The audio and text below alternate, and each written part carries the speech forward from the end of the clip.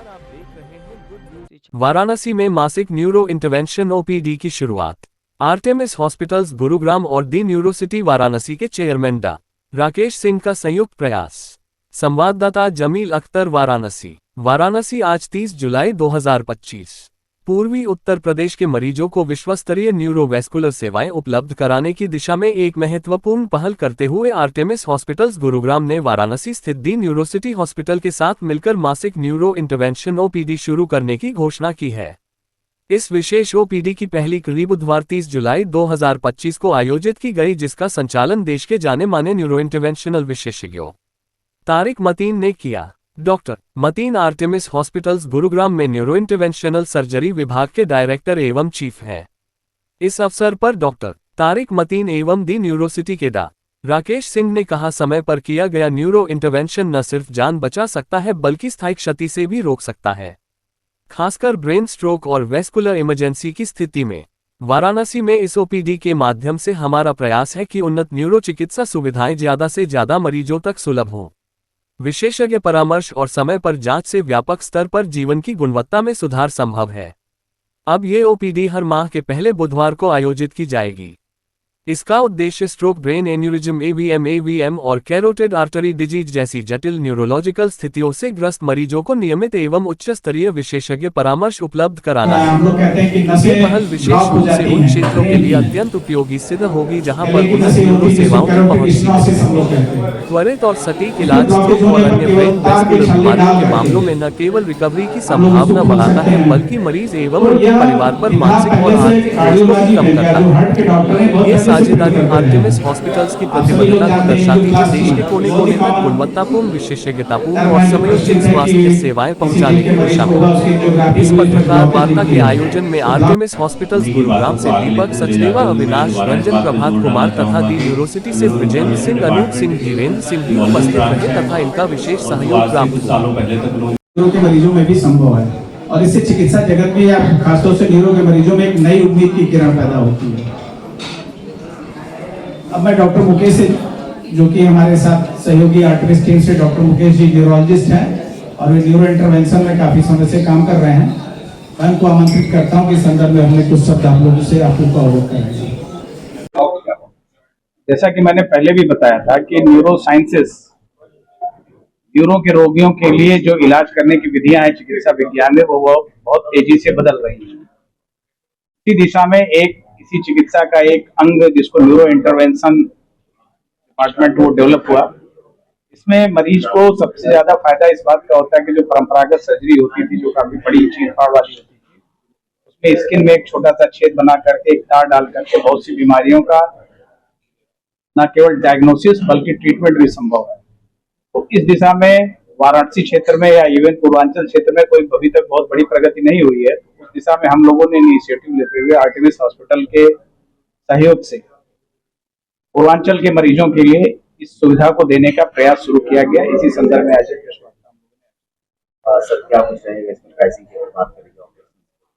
जैसे हम लोग देखते हैं कि पेशेंट को, न्यूरो के मरीजों को एक बहुत इमरजेंसी अक्सर पड़ती रहती है, खासतौर से जो स्ट्रोक के पेशेंट है। स्ट्रोक के पेशेंट के लिए बहुत इतना समय नहीं होता कि वो इलाज कराने के लिए बहुत दूर जा सके, जैसा डॉक्टर तारिक ने बताया। ऐसे मरीजों के लिए हम लोग आने वाले समय में न्यूरो इंटरवेंशन की विधि से, अगर वो समय एक उचित समय के अंदर, जिसको कि 4 साढ़े 4 घंटे का समय होता है, तो हम आने वाले समय में उनको ऐसी सुविधाएं प्रदान करेंगे कि उनको अपंगता से या जो परमानेंट डिसेबिलिटी हो जाती है मरीजों को, उससे बचाया जा सके। इस नई तकनीक में हम लोग मरीजों में जो क्लॉट बनते हैं उसको समय के रहते अगर पेशेंट हॉस्पिटल पहुंचता है तो उसको निकाला जा सकता है, जिससे मरीज को आगे भविष्य में बहुत लाभ मिलता है। बचाव के लिए क्या? बचाव के लिए सबसे जरूरी चीज ये है कि अगर बचाव में ये है कि दैनिक दिनचर्या अपने नियमित रखें, धूम्रपान से दूर रहें, अल्कोहल का सेवन कम से कम करें, खासतौर से जो डायबिटीज और हाइपरटेंशन के मरीज पहले से ही। फिर भी अगर हो जाए ऐसा, तो बजाय इसके कि इधर उधर इलाज कराने या लोकल डॉक्टर के पास समय बर्बाद करने से अच्छा है कि एक प्रशिक्षित हॉस्पिटल जहाँ पे इसी के लिए डेडिकेटेड बना हुआ है, वहां पे जल्दी से पहुंचे और अपने कुशल चिकित्सक से, कुशल न्यूरो के डॉक्टर से तुरंत संपर्क करें। तो ऐसी स्थिति में उनको अपंगता से बचाया जा सकता है और जो भविष्य में होने वाली बहुत सारी समस्याएं हैं उससे बिल्कुल निजात दिलाई जा सकती है। ये डिपेंड करता है बीमारी क्या है मरीज को। न्यूरो की बीमारियां एक तरह की नहीं होती, बहुत सारी बीमारियां होती, तो वो किस तरह की बीमारी से पीड़ित है उस पर निर्भर करता है। बहुत सी बीमारियां होती है जो पूरी तरह से क्योरेबल होती है, उनको क्योर किया जा सकता है। अगर कुछ ऐसी बीमारी है जिसमें केवल बचाव संभव है, बीमारी होने के बाद एक सीमा तक ही इलाज होता है, कुछ कमियां रह भी सकती है। ये बीमारी के स्पेक्ट्रम पर निर्भर करता है बीमारी किस तरह की, जैसे कुछ स्पेसिफिक कोई बताए तो बताए। हाँ, ये डॉक्टर तारिक इसका जवाब देंगे।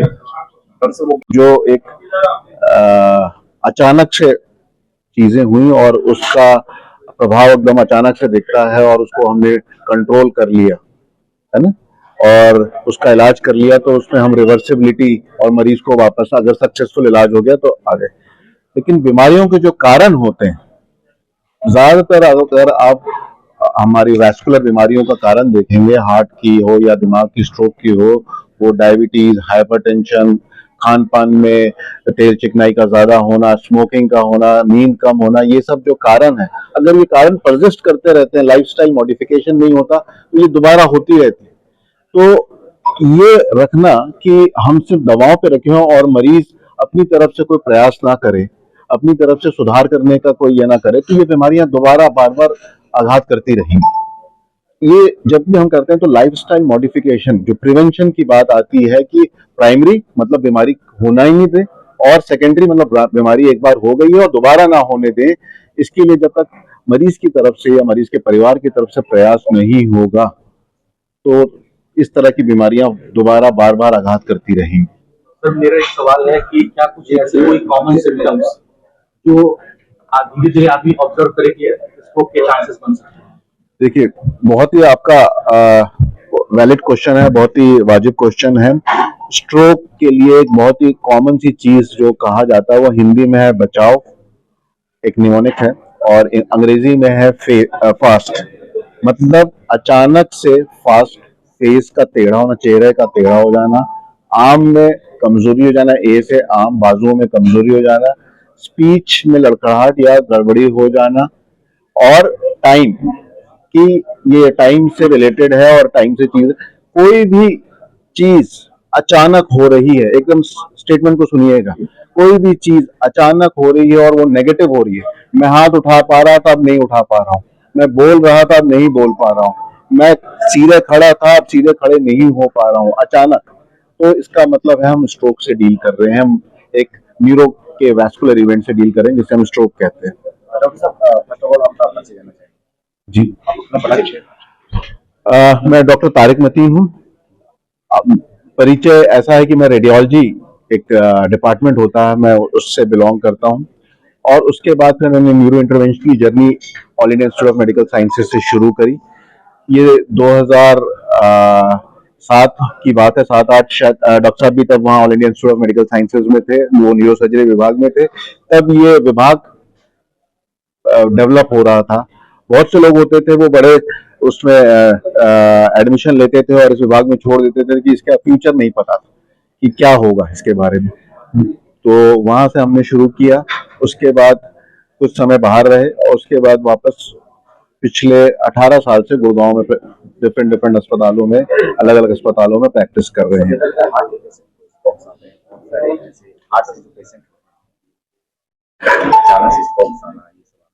उसके लक्षण क्या होते हैं, उसके बचाव के? देखिए, ये दोबारा एक बहुत कॉमन सी मिस कम्युनिकेशन या मिस इंटरप्रिटेशन है। हार्ट और ब्रेन के स्ट्रोक को लोग एक मान के चलते हैं, कारण एक होते हैं, दोनों के में नसों की गड़बड़ी, नसों का खून की सप्लाई ना जाने का कारण होता है, लेकिन एक हार्ट अटैक है और एक ब्रेन अटैक है। स्ट्रोक जो है वो ब्रेन अटैक है। जैसे अनफॉर्चुनेटली हम बोले, हमारे पास बहुत अवेयरनेस है हार्ट अटैक की, हमें पता है दिल में दर्द हो रहा है, लेफ्ट साइड में, लेफ्ट बाजू में जा रहा है, तो ज्यादातर लोगों को पता है कि कुछ हार्ट अटैक की दिक्कत हुई है, वो इमीडिएटली कार्डियोलॉजिस्ट में जाते हैं। हमने यहाँ तक देखा पढ़े लिखे घरों में, अच्छे एजुकेटेड घरों में स्ट्रोक को नेग्लेक्ट किया जाता है और टाइमली जो ट्रीटमेंट है उसके लिए मरीज को अस्पताल नहीं लिया जाता। जैसे डॉक्टर साहब ने बताया, अगर ले भी गए तो प्रशिक्षक जगह या जो हम कॉम्प्रिहेंसिव स्ट्रोक सेंटर या न्यूरो सेंटर कहते हैं वहां नहीं ले जाते, हम समय बर्बाद करते हैं और स्ट्रोक जो है उसकी रिवर्सिबिलिटी खत्म होती जाती है, वो इरिवर्सिबल होता जाता है, वो परमानेंट होता जाता है और मरीज उस डिसेबिलिटी के साथ पूरी जिंदगी गुजारता है, जो एक इकोनॉमिक और फाइनेंशियल बर्डन है फैमिली के लिए। Thank you sir.